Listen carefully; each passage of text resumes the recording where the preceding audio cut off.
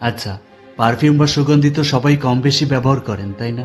কখনো কি মৃত মানুষের শরীরের পারফিউম বা সুগন্ধি ব্যবহার করেছেন?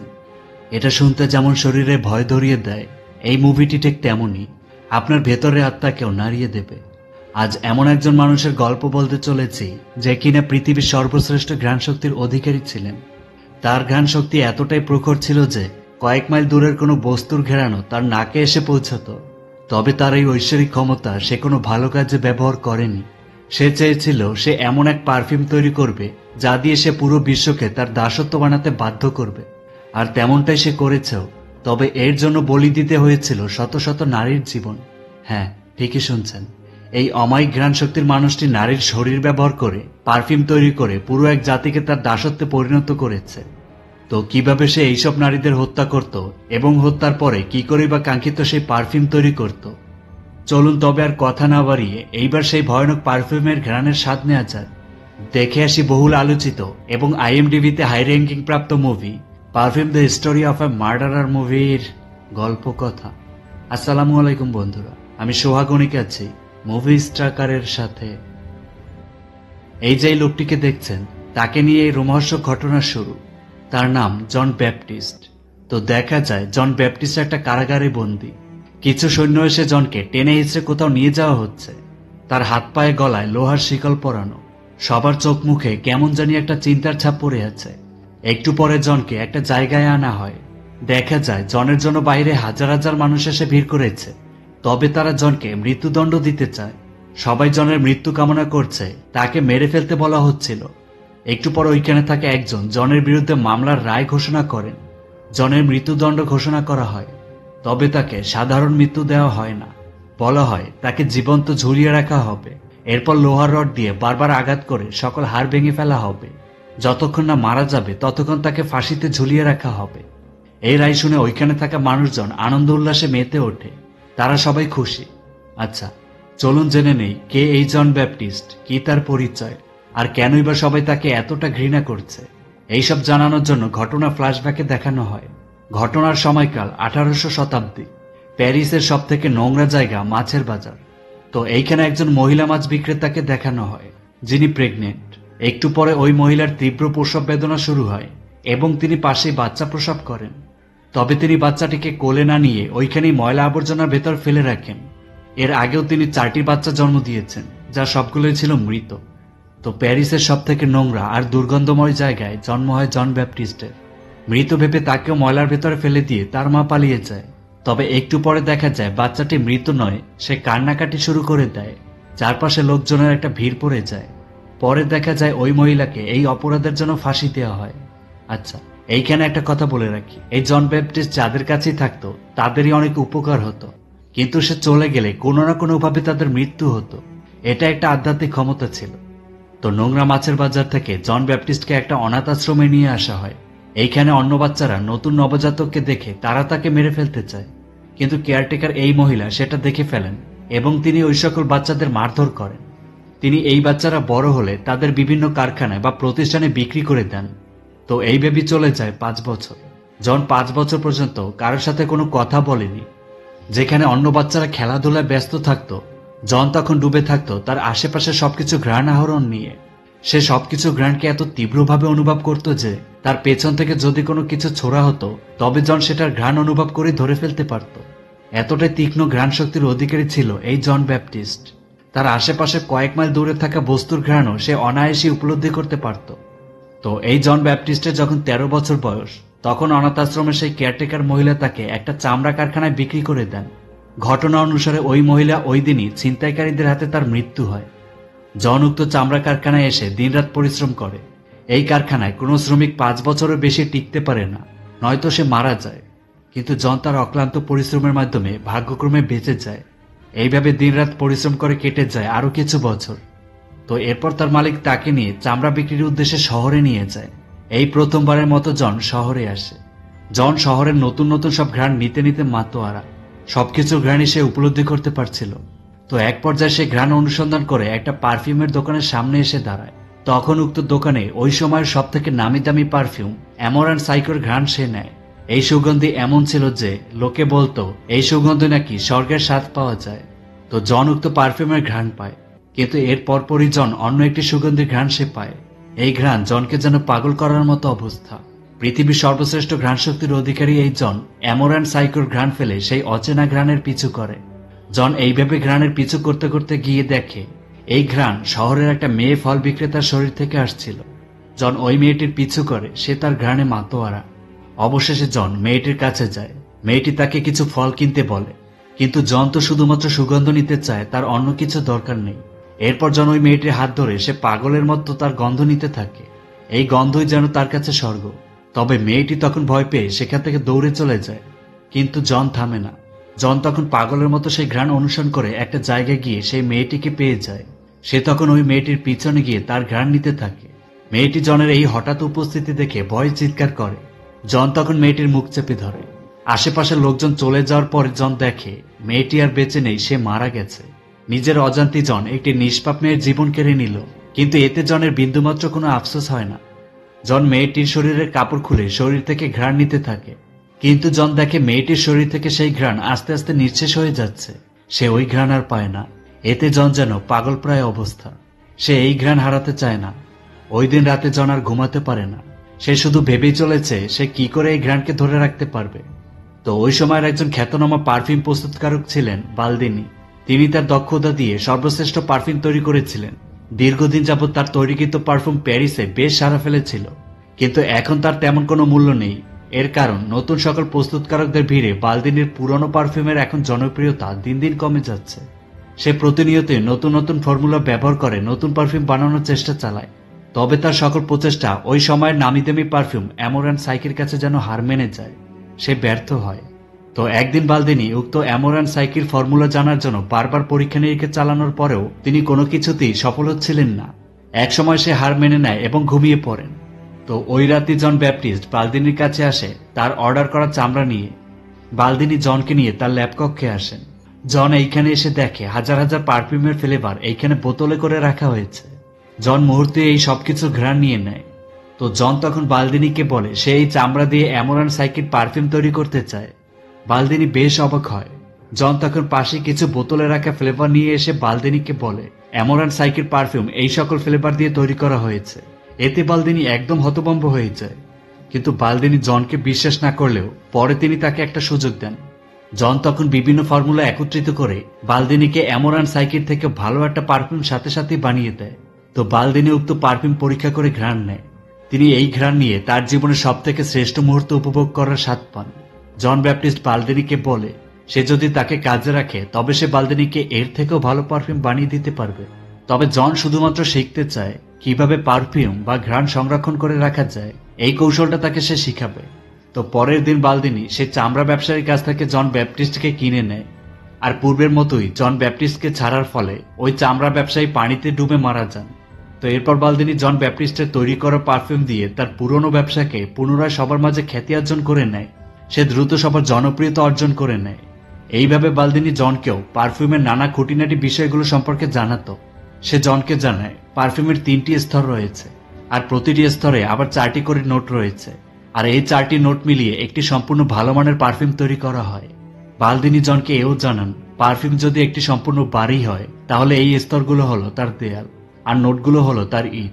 এরপর বালদিনী বলেন এই 12টি নোটের বাইরেও একটি নোট রয়েছে, আর উক্ত 13তম নোটটি ব্যবহার করে যদি পারফিউম তৈরি করা হয় তাহলে সেটা হবে পৃথিবীর সর্বশ্রেষ্ঠ পারফিউম। আর সেই পারফিউম দিয়ে নাকি মানুষকে বশ করে নেওয়া যায়, পৃথিবীতে স্বর্গের অনুভূতি পাওয়া যায়।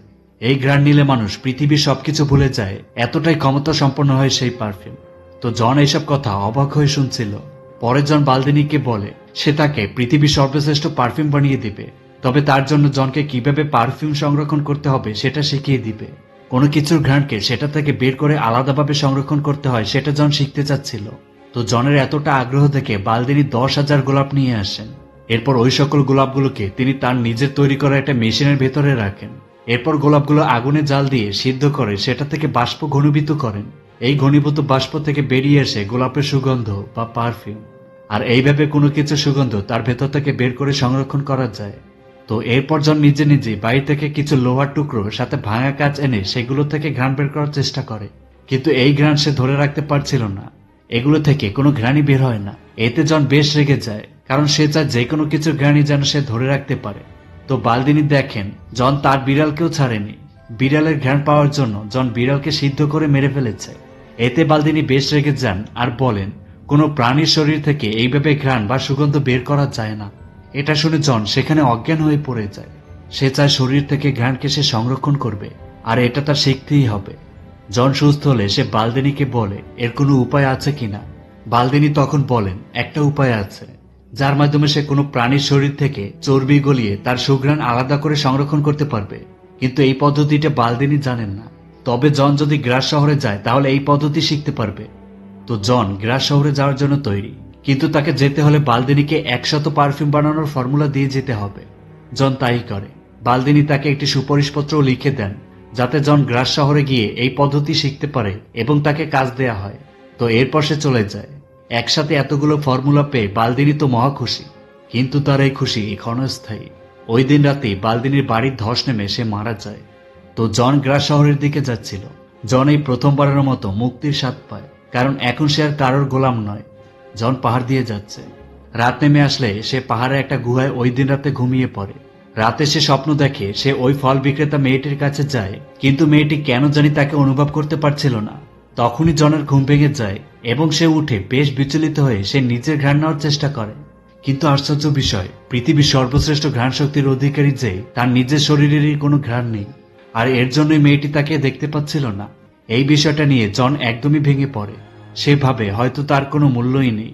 তাই জন ঠিক করে নেয় সে পৃথিবীর সেরা পারফিউম বানাবে এবং পৃথিবীকে তাক লাগিয়ে দিবে। পরের দিন সকালে জন গ্রাস শহরের খুব কাছাকাছি চলে আসে, আর তখনই সে থমকে দাঁড়ায়, কারণ সে এমন একটা ঘ্রাণ পাচ্ছিল যেটা সে এর আগেও সেই ফল বিক্রেতা মেয়েটির থেকেও পেয়েছিল, যেটা সে হারিয়ে ফেলেছে।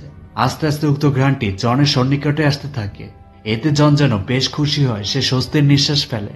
তো একটু পরে দেখা যায় ওইখান থেকে একটা গাড়ি চলে যায়, যেখানে একটি মেয়ে বসা ছিল, তার নাম লরা। আর এই সুগন্ধ এই লরা মেয়েটির শরীর থেকেই আসছিল। জন ওই ঘ্রাণের পিছু করে গ্রাস শহরের ভেতরে আসে। এরপর সে খুঁজতে খুঁজতে ওই মেয়েটির বাসার সামনে চলে আসে। এই লরা উক্ত শহরের প্রভাবশালী ধনী পরিবারের মেয়ে। তার বাবা অ্যান্টনি রিচিস। তিনি তার মেয়ের খুব যত্ন নেন, মেয়েকে তিনি খুবই ভালোবাসেন। এইদিকে জন গ্রাস শহরের ম্যাডাম আর্নোলুফির নামের এক মহিলার কাছে তার কাঙ্ক্ষিত কাজ শুরু করেন। জন শিখছিল কিভাবে চর্বি ব্যবহার করে কোনো প্রাণীর শরীর থেকে সুগন্ধ বের করে সংরক্ষণ করা যায়। সে পৃথিবীর সর্বশ্রেষ্ঠ পারফিউম তৈরি করে তাক লাগিয়ে দিতে চায়, আর এর জন্য জন সবকিছু করতেও প্রস্তুত ছিল। তো একদিন জন ওইখানেই লুসিয়া নামের একটি মেয়েকে সুযোগ বুঝে হত্যা করে ফেলে। এরপর সে মেয়েটিকে প্রাণীর চর্বির সাথে সিদ্ধ করে, কিন্তু পরে দেখা যায় সে যে কাজের জন্য মেয়েটিকে হত্যা করেছে তাতে সে সফল হয় না। মেয়েটির শরীর থেকে কোনো সুগন্ধ বের হচ্ছিল না। পরের জন পতিতালয় থেকে একটি মেয়েকে ভাড়া করে নিয়ে আসে। এরপর সে ওই মেয়েটির শরীরে প্রাণীর চর্বি লাগাচ্ছিল। তবে মেয়েটি জনের এই কর্মকাণ্ড দেখে জনকে পাগল ভেবে সে চলে যেতে চায়। জন তখন এই মেয়েটিকেও মেরে ফেলে। এরপর সে ওই মেয়েটির পুরো শরীরে চর্বি লাগিয়ে একটা কাপড়ে মুড়িয়ে ফেলে। মেয়েটির চুলগুলো সব কেটে ফেলা হয়। তো এরপর ওই মেয়েটিকে এমন অবস্থায় রেখে দেয়। পরের দিন জন মেয়েটির শরীরে লাগানো সব চর্বি তুলে ফেলে। এরপর উক্ত চর্বিগুলো সংরক্ষণ করে সেটা জাল দিয়ে উক্ত চর্বি থেকে ধোঁয়া বাষ্পায়িত করলে অবশেষে জন সফল হয়। সেই মেয়েটির শরীর থেকে তার সুগন্ধ বের করতে সক্ষম হয়। তো পরে ওই মেয়েটির লাশ শহরের একটা জায়গা থেকে উদ্ধার করা হয়। জন এখন সফল। এরপর সে বালদিনীর কথা মতো 13 বোতলে একটা পারফিউম সেট তৈরি করে। আর এই সেট সম্পূর্ণ করতে পারলেই জন পৃথিবীর সর্বশ্রেষ্ঠ পারফিউম বানাতে পারবে। তবে এই 13টি বোতল সম্পূর্ণ করতে হলে তার দরকার 13টি নারীর শরীর। যাই হোক, ওই দিন রাতেই লরা নামের সেই মেয়েটির জন্মদিন উৎসব পালন করা হচ্ছিল। জন সেখানে লুকিয়ে ঢুকে পড়ে। লরা তার বন্ধুদের সাথে লুকোচুরি খেলার সময় জন তাকে প্রায় ধরেই ফেলেছিল, কিন্তু তখনই সেখানে কেউ একজন চলে আসে, যার জন্য সে লরাকে ধরতে পারে না। কিন্তু পরে দেখা যায় উক্ত পার্টি থেকে এলভিন আর ফ্রান্সওয়াজ নামের 2 যমজ বোন নিখোঁজ। জন এই 2 বোনকে মেরে ফেলেছে। এরপর পূর্বের মতো করেই তাদের চুল কেটে শরীরে চর্বি লাগানো হয়। আর উক্ত চর্বি সংরক্ষণ করে সুগন্ধ বের করে জন আরো 2টা বোতল পরিপূর্ণ করে ফেলে। তো এরপর থেকে জন এক এক করে শহরের সুন্দরী মেয়েদের ধরে নিয়ে মেরে ফেলে। সুযোগ বুঝে জন মেয়েদের কিডন্যাপ করে, এরপর তাদের হত্যা করে। কাজ শেষ হওয়ার পর এই মৃতগুলো সে উক্ত শহরের বিভিন্ন জায়গায় গিয়ে ফেলে দেয়। তো পরে সবাই এক এক করে এই মেয়েদেরই মৃতদেহগুলো খুঁজে পায়, যার ফলে শহরের সবার মাঝে তীব্র আতঙ্কে দেখা যায়। পুরো শহরে কারফিউ জারি করা হয়। এক পর্যায়ে শহরের মেয়েদের বাইরে যাওয়া একদমই নিষেধাজ্ঞা জারি করা হয়। সবাই তাদের ঘরের মেয়েদের তালাবদ্ধ করে রাখে। তো লরার বাবা এই বিষয় নিয়ে বেশ চিন্তিত হয়ে পড়েন। তিনি জানান এই খুনি মেয়েদের নিজের ভোগের জন্য হত্যা করে না, তার অন্য উদ্দেশ্য রয়েছে। কারণ যে সকল মেয়েদের হত্যা করা হয়েছে তাদের শরীরে কোনো প্রকার আঘাতের চিহ্ন পাওয়া যায় না, মেয়েগুলো সবাই কুমারীই ছিল। তো লরার বাবা তার মেয়েকে নিয়ে বেশ চিন্তায় পড়ে যান, কারণ তার মেয়ে ওই শহরের সব থেকে সুন্দরী মেয়ে ছিল। অন্যদিকে জন তার 13 সেটের পারফিউমের বোতলের 12টি পূর্ণ করে ফেলেছে। বাকি একটা বোতল পূর্ণ করতে পারলেই সে হবে পৃথিবীর সর্বশ্রেষ্ঠ পারফিউম প্রস্তুতকারক। তো ওই একটি বোতল সে লরা নামের মেয়েটিকে হত্যা করেই পূরণ করবে। অন্যদিকে শহরের এই আতঙ্ক থেকে বাঁচার জন্য সবাই মিলে একটা সভা মিটিং করেন। সবাই বেশ আতঙ্কে রয়েছেন, খুনিকে তাদের ধরতেই হবে।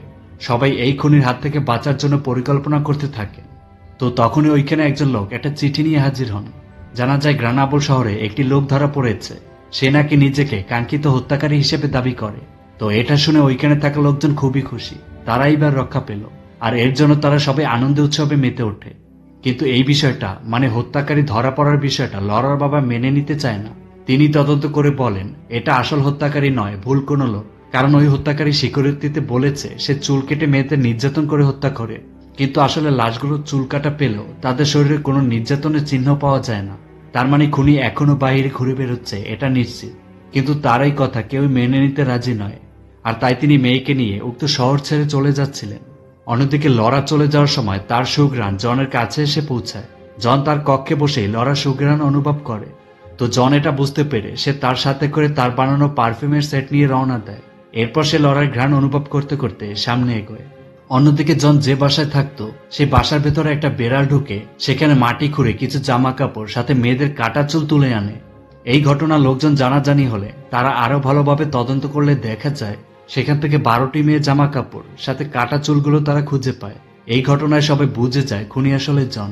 প্রশাসন তখন জনকে খোঁজার জন্য মরিয়া হয়ে ওঠেন। এইদিকে জন লরার ঘ্রাণ নিয়ে সে বুঝতে পারে লরারা এখন কোথায় আছে। জনও তখন উক্ত ঠিকানায় চলে আসে। দেখা যায় লরার বাবা লরাকে নিয়ে অনেক দূরে একটা জায়গায় চলে আসেন। এরপর তিনি মেয়েকে একটা কক্ষের ভেতরে তালাবদ্ধ করে রাখেন। রাতে দেখা যায় জন উক্ত বাড়িতে লুকিয়ে প্রবেশ করে। এরপর সে চাবি নিয়ে লরার কক্ষের ভেতরে প্রবেশ করে। পরের দিন সকালে লরা বাবা মেয়ের দরজা খুলে দেখেন এই অবস্থা। জন রাতেই লরাকে হত্যা করে তার কাজ সম্পন্ন করে ফেলে। মেয়ের এই অবস্থা দেখে তিনি নিজেকে যেন আর ঠিক রাখতে পারছিলেন না। অন্যদিকে জন লরার শরীরের সুগন্ধ নিয়ে একটা জায়গায় বসে তার পারফিউমের শেষ সেটটি মানে 13 নম্বর পূরণ করে ফেলে, যার ফলে তৈরি হয় পৃথিবীর সর্বশ্রেষ্ঠ পারফিউম। তখনই সেখানে শহরের সৈন্যদল এসে জনকে হাতে নাতে ধরে ফেলে। এরপর শুরু হয় তার উপর টর্চারিং। লরার বাবা এসে জনকে বলে সে কেন তার মেয়েকে হত্যা করলো। জন জানায় লরাকে তার কাজের জন্য প্রয়োজন ছিল, তাই সে হত্যা করেছে। এইদিকে বাহিরে উক্ত শহরের সকল লোক এসে হাজির। তারা চায় জনকে মৃত্যুদণ্ড দেয়া হোক, আর তাই সবাই উদ্গ্রীব। তো এরপর ঘটনা আবার সেই মুভির শুরুতে নিয়ে যাওয়া হয়, যেখানে আমরা দেখেছিলাম কিছু সৈন্য এসে জনকে লোকসম্মুখে নিয়ে যাওয়ার জন্য। তো জন তখন সুযোগ বুঝে তার পকেটে থাকা কাঙ্ক্ষিত সে পারফিউমের বোতলের মুখ খুলে দেয়। ওইখানে থাকা সৈন্যগুলো এই ঘ্রাণ নিয়ে স্বর্গের অনুভূতি পায়। তারা ভুলে যায় সবকিছু। এই ঘ্রাণে সৈন্যগুলো আত্মহারা। অন্যরা বাইরে সবাই অপেক্ষায় আছে জনের মৃত্যুদণ্ড দেখার জন্য। জল্লাদও চলে আসে, কিন্তু তখনই দেখা যায় মানুষের ভিড়ের মাঝে একটা ঘোড়ার গাড়ি এগিয়ে আসে। জন তার পারফিউম আলতোভাবে নিজের শরীরে মেখে নেয়। ওই সৈন্যগুলো জনকে বিশেষ সম্মানের সাথে ফাঁসির মঞ্চে নিয়ে আসে। এরপর জন গাড়ি থেকে নেমে পড়ে। দেখা যায় জনের তৈরিকৃত পারফিউমের সুগন্ধে ওইখানে থাকা সবার মুখ থেকে চিন্তার ছাপ চলে যায়। সবাই জনের দিকে তাকিয়ে আছে। তারা সবাই যেন জনের দাসত্বে পরিণত হয়েছে। সবাই একই কথা বলছে, এই ব্যক্তি নির্দোষ। পুরো শহর জনের কাছে মাথা নত করে। এখন সে এই সাম্রাজ্যের রাজা। জন ফাঁসির মঞ্চে উঠে একটা রুমালে পারফিউম মেখে সেটা সে ছড়িয়ে দেয়। দেখা যায় এই পারফিউমের গন্ধে সবাই যেন আত্মহারা হয়ে পড়ে। তারা সবাই এক ভালোবাসার অনুভূতি পায়। স্বর্গের অনুভূতি যেন তাদের ভেতর বয়ে যায়। তারা সবকিছু ভুলে যায়। সকল ভেদাভেদ ভুলে তারা একে অপরের প্রতি ভালোবাসার অনুভূতি প্রকাশ করতে থাকে। সবাই জনকে দেবতা বলতে শুরু করে। লরার বাবাও এসে জনের পায়ের কাছে বসে পড়ে এবং সে জনের কাছে ক্ষমা চায়। এমনই অদ্ভুত ভয়ঙ্কর ছিল এই পারফিউম। জন সবার মাঝে এমন ভালোবাসার দৃষ্টান্ত দেখে সে নিজেও প্রথমবারের মতো ভালোবাসার অনুভূতি পায়। জন চোখ বন্ধ করে সেই ফল বিক্রেতা মেয়েটির কথা ভাবে। সে চাইলেই তাকে ভালোবাসতে পারত, তার দেহের সুগন্ধকে আপন করে নিতে পারত। শুধু সুগন্ধের সন্ধানে সে অনেক নিষ্পাপ মেয়েদের হত্যা করেছে। আর এইসব ভেবে ভেবে জনের চোখ দিয়ে পানি গড়িয়ে পড়ে। জন সেখান থেকে চলে যায়। সে এখন এমন এক ক্ষমতার অধিকারী হয়েছে যে সে চাইলে এখন পুরো দুনিয়াকে তার চাকর বানাতে পারে। টাকা, ভয়, মৃত্যুর চেয়েও শক্তিশালী এই ক্ষমতা। এই পারফিউমের জন্যই এখন সবাই তাকে ভালোবাসছে, সম্মান করছে। কিন্তু এই পারফিউমের মোহ কেটে গেলে জনের কোনো অস্তিত্বই থাকবে না। এই ভালোবাসা দিয়ে তার কি হবে? জন নিজেকে তুচ্ছ ভাবতে থাকে। তো জন হাঁটতে হাঁটতে তার জন্মস্থান সে দুর্গন্ধময় মাছের বাজারে চলে আসে। এরপর সে সেখানে দাঁড়িয়ে পুরো পারফিউম তার মাথায় ঢেলে দেয়, যার ফলে ওইখানে থাকা সবাই এই স্বর্গীয় ঘ্রাণে মাতোয়ারা। তারা পাগল হয়ে যায়। সবাই এসে জনের উপর ঝাঁপিয়ে পড়ে। তার ঘ্রাণ নিতে নিতে জনের শরীর ছিন্ন বিচ্ছিন্ন করে ফেলে। তারা জনের মাংসগুলো চিবিয়ে খেয়ে নেয়। পরের দিন সকালে উক্ত জায়গায় জনের জামা কাপড় ছাড়া আর কিছুই পাওয়া যায় না। আর এইভাবেই পৃথিবীর বুক থেকে চিরতরে হারিয়ে গেল সর্বশ্রেষ্ঠ ঘ্রাণ শক্তির অধিকারী এবং ঐতিহাসিক পারফিউম তৈরিকারী খুনি জন ব্যাপটিস্ট।